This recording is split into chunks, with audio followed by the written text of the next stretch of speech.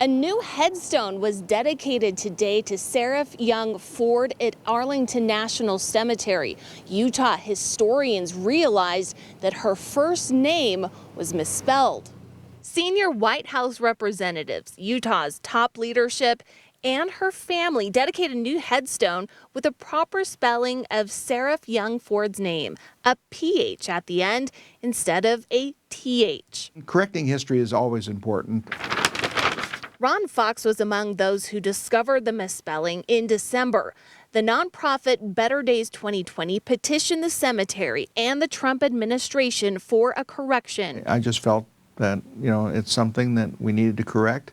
And what's nice now is that they've decided to honor Seraph by placing her in the Important Women on the website of the National Cemetery at Arlington.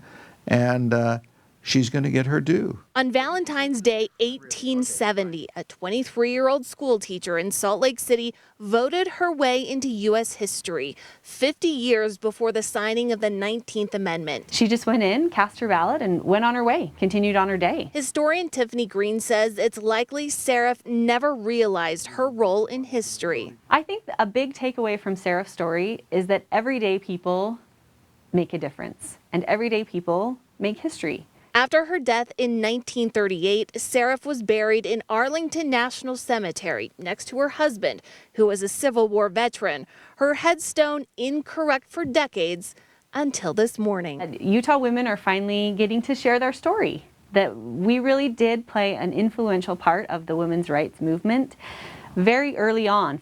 Fox hopes that women put their "I voted" stickers on Seraph's new headstone, much like they did with Susan B. Anthony in 2018.